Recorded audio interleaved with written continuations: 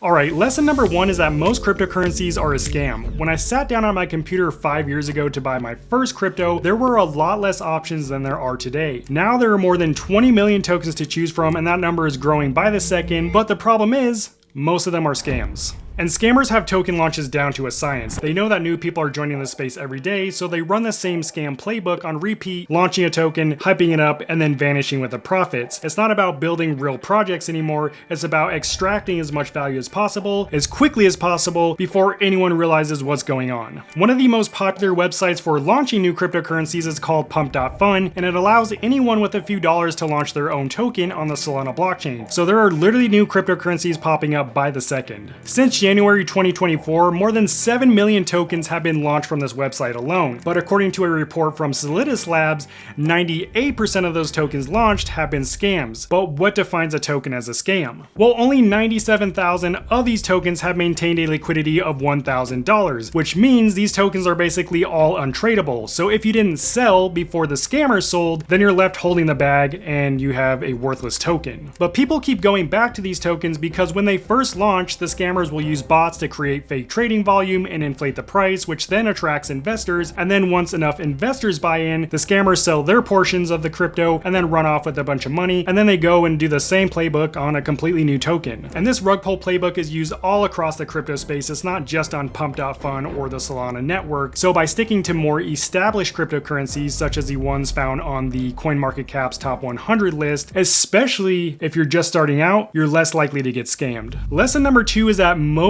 of the popular crypto influencers are unfortunately scammers. All crypto influencers are tempted to promote scams, and I know this because I receive a ton of emails every day in my inbox asking me how much I charge to promote a certain crypto project. And I'm not claiming to be a saint or anything, but I have never entertained any of those offers, and I never will. Unfortunately, that's not the case for a lot of other crypto YouTubers. Lark Davis is a prime example of a crypto YouTuber who was caught in 4K scamming his audience. Back in 2022, it was found that Lark dumped more than 7 figures worth of a cryptocurrency that he was shilling to his audience on his audience. And this was originally discovered by a blockchain investigator, ZachXBT, and then later re-verified by a blockchain investigation company, Chainalysis. So I'm not just making this up. Even Fortune wrote an article on Lark about how he's paid to promote certain cryptocurrencies and then dump them on his audience. The funny thing is, when making this video, I actually realized that Lark blocked me on Twitter because I called him out for being a scammer. Another example of this is Lady of Crypto, who recently changed her YouTube channel name to Laba Crypto after it had been found out that she was also dumping certain cryptocurrencies on her audience. And yeah, she blocked me too. And this is only two examples of crypto influencers whose only goal is to extract value from their audience, not give back to them. In fact, ZachXBT released an entire shill list of YouTubers back in 2022 that revealed exactly how much each one charged to promote a project, regardless of if that project was a scam or not. Some of the most prominent names that stood out to me on this list that are still active today on YouTube include DataDash, CryptoCrow, and even Altcoin Daily, who at the time charged $65,000 to shill one single project. So if you're trusting token calls from any influencer, not just here on YouTube, but any social platform, know that it's very possible that they were paid to shill those tokens, and they might even be using you as exit liquidity. Lesson number three is something I wish someone told me before I wasted money buying a bunch of random tokens, and that is that you don't need to buy a bunch of different cryptos to make money. Diversifying into too many coins can actually dilute your gains while increasing your risk, while on the flip side, focusing on more established coins like Bitcoin or Solana reduces your risk but yields better results in terms of making money. The way I see it now is that there are two methods for investing in crypto. The first method is the gambling approach, which is the equivalent of going to Vegas and hitting the slot machines, except your odds are better in Vegas. This method is appealing to really anyone because you have the potential to make a lot of money really fast. If you've ever seen those stories of people becoming crypto millionaires overnight, this is probably the method they used. To do this, you can either use a tool like Dex Screener to find newly launched tokens, or if you're tapped into crypto Twitter, a lot of new tokens are launched there, and the benefit of getting in on new tokens is that you get in before everyone else. That means if the token catches on and you already have a position in it, then you can make a lot of money really quickly. One example of this is when Trump launched his own meme token, more than 500 people became crypto millionaires because they bought early. But that's the exception, not the rule. Out of the 500 crypto wallet addresses that became millionaires, 764,000 1,000 crypto wallet addresses actually lost money. So this gambling method is literally the definition of high risk, high reward. The second and more reasonable approach to investing in crypto is to just buy more established cryptocurrencies like Bitcoin, Ethereum, and Solana. These projects already have a bunch of holders and major infrastructures being built on and around them. Now, sure, you're probably not going to make as much money as you could trading highly speculative meme coins, but your risk is going to be a lot lower. You're going to feel more confident in your investments, and you'll be able to sleep at night. Lesson number 4 is to take the emotion out of investing. One of the biggest mistakes I made in my first 2 years of trading crypto was that I was always trying to time the top of the market perfectly. At one point, I put in a decent amount of money and I was up over $400,000 in unrealized gains, but I didn't sell. I kept thinking it's going to keep going up. I was investing based on emotion, not strategy, and the adrenaline from seeing those numbers go up had me convinced that I'd see even bigger gains. But over the next few weeks, I watched that 400K vanish, all the way back down to the price that I bought it at. So I learned that you need a system that removes emotion from the equation. Now, one way you can do this is through dollar cost averaging. So instead of putting in a bunch of money at one time, you put in a little bit in regular intervals. It could be weekly, bi-weekly, or even monthly. And I found that this has actually helped me get better average entry prices. It's also better for my mental health because I'm not worried about buying the dip or selling the top. But to avoid making the same mistake that I did, you need a profit-taking strategy. You can't just hope that you'll know when to sell. You need to make a plan and stick to it. So here are 3 strategies that I've used, all with their own level of risk, that have worked for me. First, you can sell all at once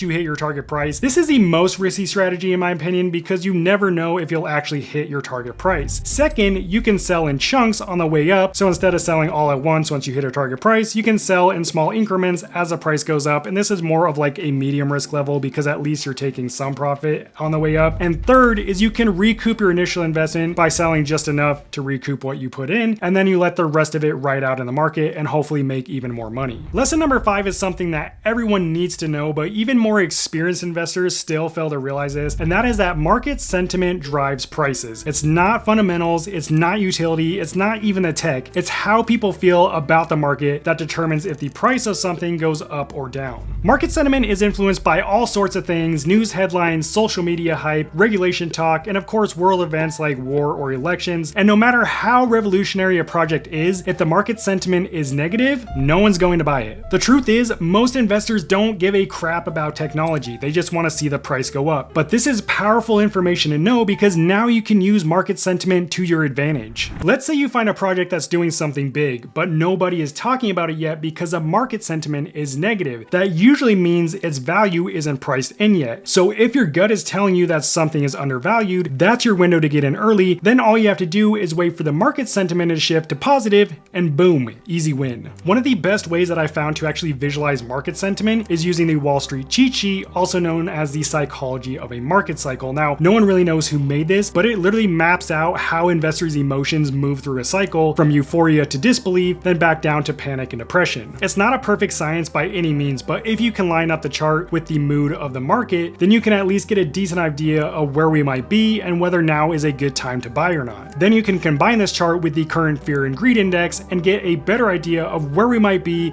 in the overall market sentiment. Lesson number 6 is the importance of understanding that crypto exchanges do not have your best interest. Now, back in the day, for the first couple of months of owning crypto, I kept a decent chunk on an exchange thinking that it was secure, but it wasn't until years later that I found out the hard way it wasn't. I had been a customer of this exchange for years, never had an issue until one day I opened my computer, logged on, bought about $2,500 worth of ETH because there was another token that was launching that I needed it for, so I was planning to transfer it to my external crypto wallet. But when I went to transfer it, a message on the exchange popped up saying that my funds were on hold for 34 days. My stomach literally dropped and I was furious because I needed ETH that day, not 34 days later. So from that day on, I knew I would never keep another cent on an exchange again. And my friend Dylan had it even worse. The exchange that he was using locked his entire account for over a year and he had several $1,000s worth of crypto on his account, and even months after going back and forth with support, they didn't give him access to his account until one day he decided to have AI write up a legal letter threatening action if they didn't release his account. And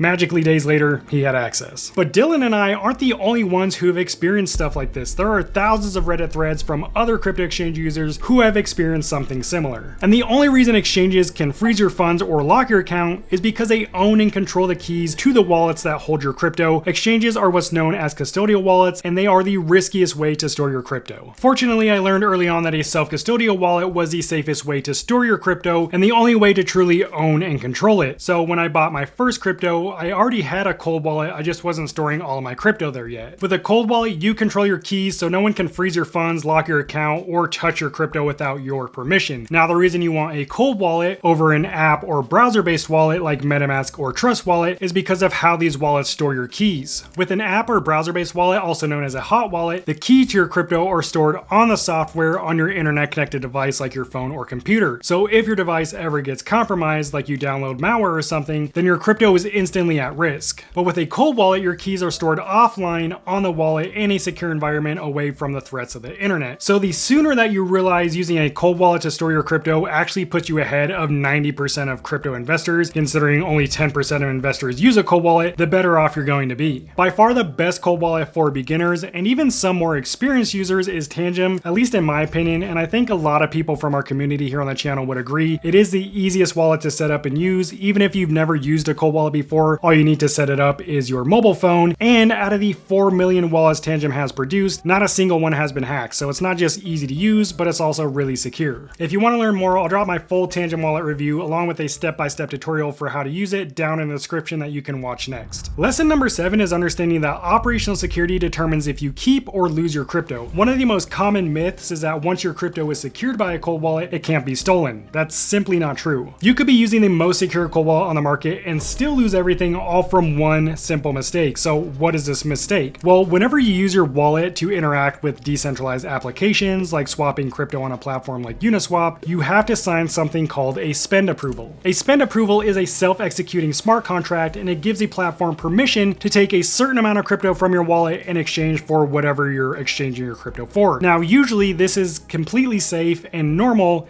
but not always. But if you connect your wallet to a malicious website and then sign a malicious spend approval, you're literally handing over your crypto to the scammers. So this is where operational security comes in. You need to know how to use your wallet. So here's how I've stayed safe for the past 5 years. First, I never connect my main cold storage wallet to any website to sign a spend approval. Second, if I want to do something like that, I use a hot wallet loaded with just enough funds, whatever I need for that transaction. And this way, if something does happen, like I sign a malicious spend approval, it's only the funds in my hot wallet that are at risk, not my main cold storage wallet. But what if you've already connected your wallet to a sketchy website and have signed spend approvals? Well, you have two options. You can set up a wallet with a fresh seed phrase and send your crypto to that wallet, or the easier option is to revoke contract approval using something like revoke.cash. This tool lets you connect your crypto wallet to review any spend approvals and revoke access to your wallet if you no longer need that spend approval, and this tool is completely free to use. Of course, you'll still have to pay a small blockchain fee since you are technically transacting on the blockchain. And that's actually a perfect segue into lesson number 8, which is that crypto is littered with fees. Literally everything you do, from buying to selling to swapping, even transferring crypto between your own wallets, will incur some kind of fee, but at least if you're aware of these fees, you can plan ahead and they won't catch you off guard. First is blockchain fees, also known as gas or network fees, and every blockchain has their own network fee. Now, less efficient networks like Bitcoin and Ethereum generally have higher fees, at least when the market is super busy. Right now, because those networks aren't that busy, fees range anywhere from $1 to $5, but I remember back in 2021 when I was trading NFTs on Ethereum, the average fee was like $150, so that starts to eat in your profit really quickly. To be clear, these fees don't go to one single entity or person. They're distributed to node operators, which are people around the world who are using their computers to validate transactions and help secure the network. But if you want lower fees, you might want to look into more efficient networks like Solana, where the average transaction price is only about 3 cents. Second, we have crypto exchange fees. Whether you're trading on Coinbase, Binance, Kraken, whatever it is, they are going to have built-in fees. Now, some platforms will have one flat fee of like 1 to 3% of the total transaction price, while others will charge what's called a maker and taker fee. A maker fee is when you place an order and just wait for someone to fill it, so they're generally lower. A taker fee means you want the transaction done right now, so this generally incurs a higher fee. These maker and taker fees usually range anywhere from 0.03 to 0.5% depending on your transaction size and the exchange you're using. This last one isn't a fee, but it hurts way more than these fees. It's called slippage. Slippage is when the price changes between the time you submit a transaction and when it actually goes through. So let's say you buy a token for $1 when you submit the transaction, but once it finally goes through, that token is worth $1.10. So you actually get less for the same amount of money. This is super common for fast moving or low liquidity tokens like meme coins, and it can happen on centralized exchanges like Coinbase, but it's more common when using a decentralized exchange like Uniswap or Jupiter because those exchanges have lower liquidity, meaning there's less money for buying and selling tokens. Lesson number 9, you don't need to understand everything to start. This is something I wish someone had told me months into my crypto journey rather than a year later when I finally figured it out for myself through trial and error. Over the year, I've had conversations with thousands of you here on the channel, and there's a handful of you really smart people who are stuck in analysis paralysis. I see you in my comments month after month asking questions, which I love, but you never actually take that first step.